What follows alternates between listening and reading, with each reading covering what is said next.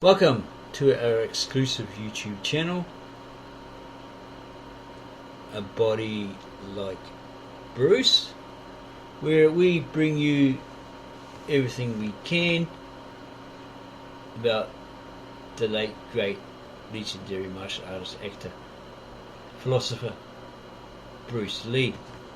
We happen to find this Kung Fu Monthly magazine.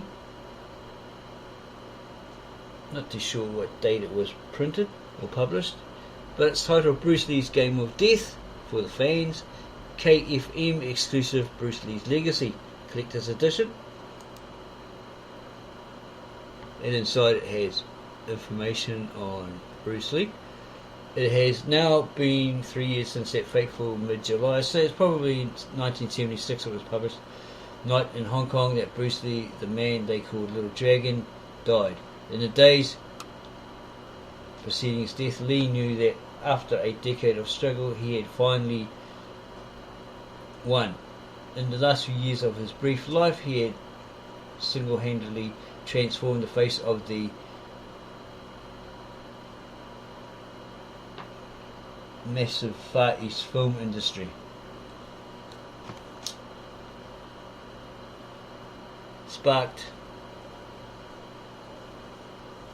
It's really hard to read because it's so old. Sparked a martial arts craze which was to sweep the globe and rocketed from bit parts in television serials to the role of highest paid actor in the world. Lee's career had exploded far beyond his wildest dreams. In 1973, the year of Enter the Dragon, Way of the Dragon and Game of Death seemed destined to seal his remarkable success. Truly, if ever death robbed anyone of something more than life, it robbed Bruce Lee. But it is a curious quirk of human society that in death, heroes often attain heights which they could never have achieved in life. As it was with Rudolph Valentino, James Dean and Marilyn Monroe, so too was it with Bruce Lee. With his death, Lee passed into legend, and in the 3 years since that tragic evening, this legend took root and grew unchecked in the minds of his countless fans and followers. Lee himself would undoubtedly have been embarrassed and uneasy at the adulation which is now heaped upon him by his adoring fans. "Look, I'm the same guy I've always been," he once scolded one of his friends who had grown shy of approaching such a famous film star. But as with Dean and Monroe, the Bruce Lee cult refused to die. Today, so long as his films contain their endless repeats in cinemas across 5 continents, the Little Dragon's fans will line the pavements. As long as Kung Fu is practiced and mastered, his name will be remembered. It is this worship which has made Bruce Lee's last unfinished action epic, the eerily titled Game of Death, the most eagerly awaited film in cinema history, and perhaps the most mysterious. It was alright, a lot of footage of the unfinished footage of Game of Death that Bruce Lee etc. did, but the rest of it was just silly cardboard cutouts and all this sort of stuff. For 3 years the footage Bruce Lee managed to shoot for Game of Death had lain unfounded in the vaults of Golden Harvest, the Hong Kong production company. Lee helped build from a mere idea into the second largest studio in the East. Until now, only the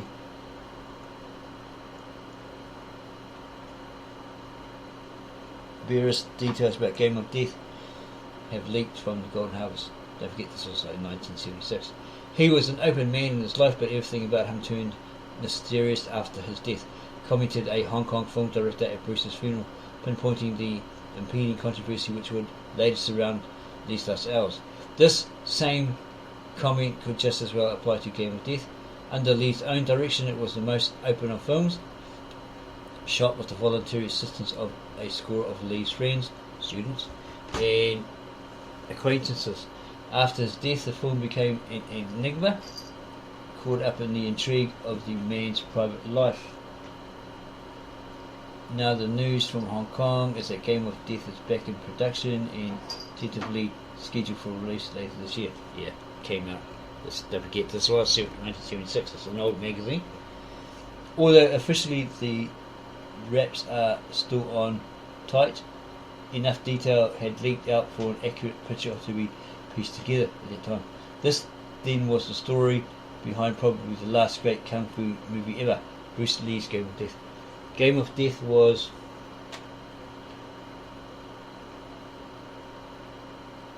born at the precise moment Bruce Lee's career began to erupt internationally. To producers in Hong Kong, the name Bruce Lee on the marquee was already a gilt edge, can't we say it? Edge guarantee of at least $1 million. Lee's first two films, The Big Boss and Fist of Fury, titled respectively Fist of Fury and the Chinese Connection in the US, had shattered box office records throughout the Far East and reaped extraordinary profits for Golden Harvest. So great was Lee's impact on the Eastern industry that the Chinese producers began thinking seriously for the first time ever of exporting their wares to the West. Kung Fu, it was felt, might just take off. The first producer to take the plunge was Run Run Shaw, head of the giant Shaw Brothers Studios and acknowledged czar of Oriental filmmaking. His King Boxer, Five Fingers of Death, that's with in the US. In the US, it was Jimmy Wang Yu, starring Lo Lie, or Jimmy Wang Yu. Pretty sure he was in there. Not too sure. Was the Western's first taste of Kung Fu. And it was immediately obvious that a Kung Fu invasion was imminent in just 11 weeks. Five Fingers notched up a cool 3,800,000 in the US alone. After several other Shaw Brothers movies had been released in the West, Golden Harvest decided to launch Bruce Lee's first effort, The Big Boss. Standing head and shoulders above any other actor in the East, Lee's appeal was a foregone conclusion. Overnight, the Western fans transformed him into an international superstar. At this time, Lee had already completed his third film, The Way of the Dragon, Return of the Dragon in the US. Way of the Dragon was Bruce's first solo filmmaking effort. Besides playing the leading role, he had elbowed out veteran director Lo Wei and taken control himself, working from his own script, because he was incompetent, too busy worrying about the horse races or something like that, not paying attention, which upset Bruce. Besides playing the lead role, there's more information there on Bruce Lee, what we'd done at the time.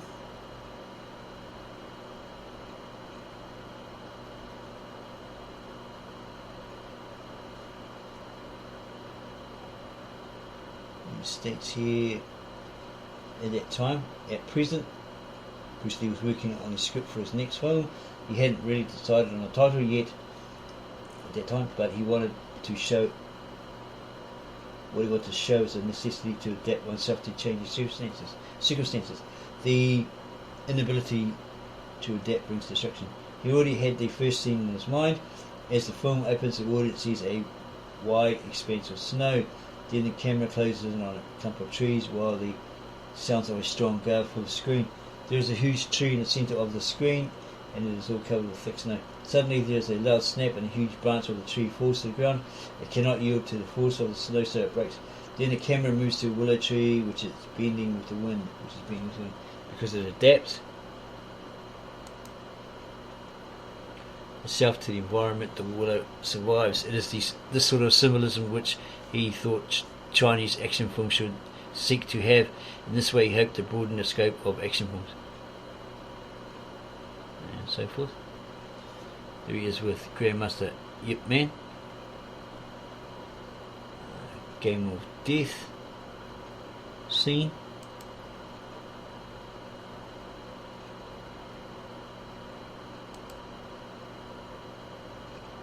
And some more information here. And this is a still from the epic battle between Bruce Lee and Chuck Norris, which climaxed Way of the Dragon.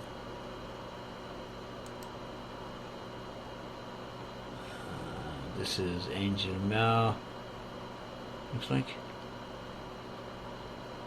Hapkido specialist. Maybe that's when Hapkido strikes or something.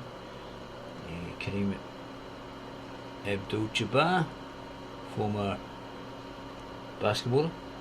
George Lazenby, the Australian. He did one movie of James Bond, I think, and that was it. Yeah, a couple of other movies. Never really got into his movies. Pretty sure that's George Lazenby.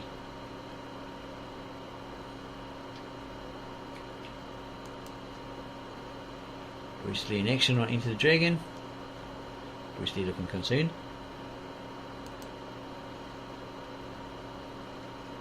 High flying kick. Leap. Kareem Abdul-Jabbar in Game of Death. Looks like Way of the Dragon, Enter the Dragon. Game of Death.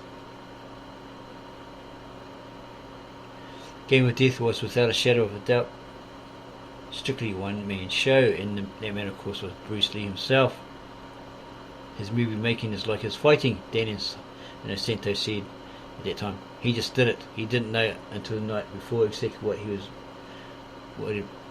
he was going to do. Then he put it together.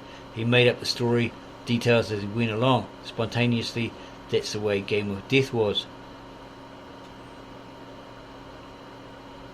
So most of his movie ideas came obviously from his head, inside his head.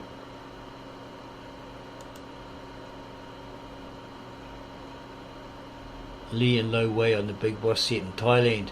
Later the relationship would sour before ending in a heated outburst.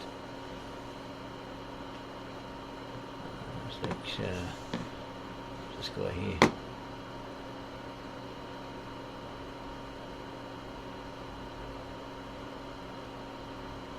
For the actor.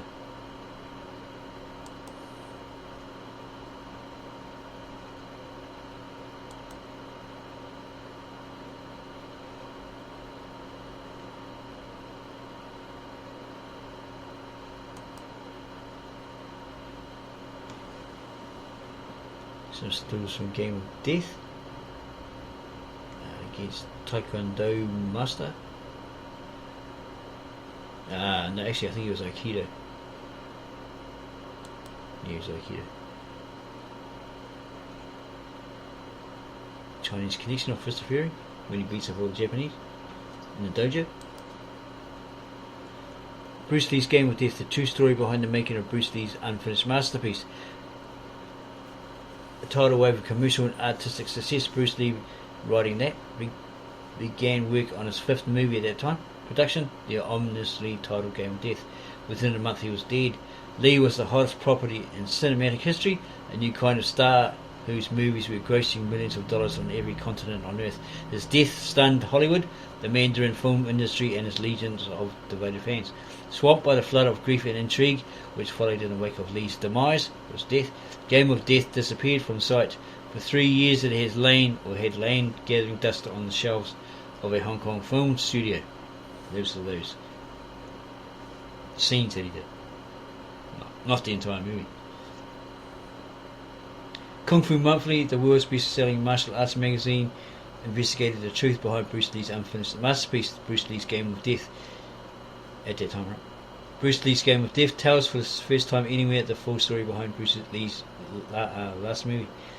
In this particular magazine, the special issue of Kung Fu Monthly, it was researched exclusively in Hong Kong, and they report on Lee's plot for Game of Death, the cast he intended to appear in the film, the scenes actually in the can, or in the making, the part the movie played in his death, Lee's hopes and expectations for the success of the project, and the latest plans, or the plans at that time, under discussion for its release.